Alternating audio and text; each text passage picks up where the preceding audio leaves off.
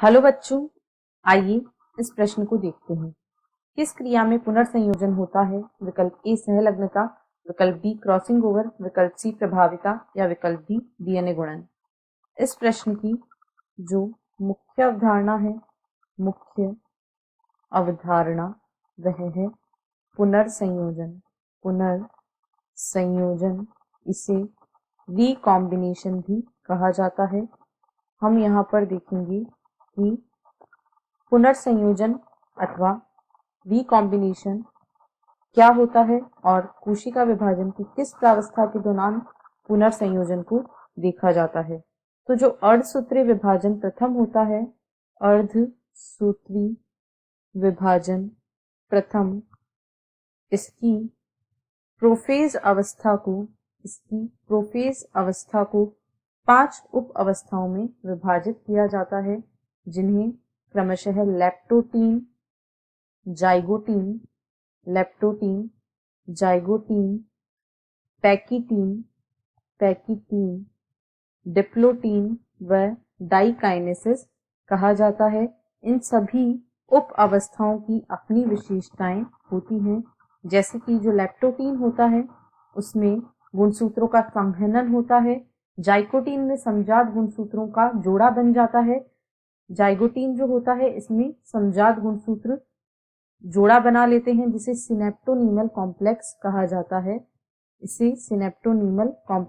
जाता है। जो मात्र और पितृ गुणसूत्र जिन पर समान लक्षणों के जीन पाए जाते हैं वे एक साथ आ जाते हैं और सिनेप्टोनीमल कॉम्प्लेक्स का निर्माण करते हैं।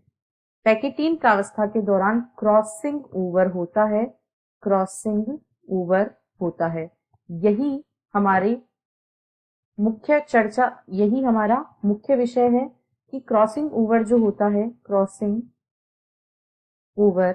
इसमें जो समजात गुणसूत्र होते हैं उनमें समजात गुणसूत्र आपस में खंडों का आदान प्रदान करते हैं। समजात गुणसूत्र खंडों का आदान प्रदान होता है जिसे पुनर्संयोजन कहा जाता है। इसे ही पुनर्संयोजन अथवा रिकॉम्बिनेशन कहा जाता है और यह अर्धसूत्री विभाजन प्रथम की प्रोफेज अवस्था की पैकीटीन के दौरान देखा जाता है। डिप्लोटीन प्रावस्था में यह सिनेप्टोनीमल कॉम्प्लेक्स जो होता है वह घुलने लगता है और डाइकाइनेसिस में जो कियाज्मेटा बनता है जिसका निर्माण क्रॉसिंग ओवर के दौरान होता है वह समाप्त हो जाता है। इस प्रकार जो क्रॉसिंग ओवर या पुनर्संयोजन की प्रक्रिया होती है यह क्रॉसिंग ओवर में ही देखी जाती है और यह कोशिका विभाजन की पैकीटीन अवस्था के दौरान होता है। अतः विकल्प बी क्रॉसिंग ओवर इस प्रश्न का सही उत्तर है, क्योंकि पुनर्संयोजन क्रॉसिंग ओवर के दौरान होता है, न कि सहलग्नता, प्रभाविता और डीएनए गुणन के दौरान। आशा है आपको यह प्रश्न समझ आया होगा। धन्यवाद।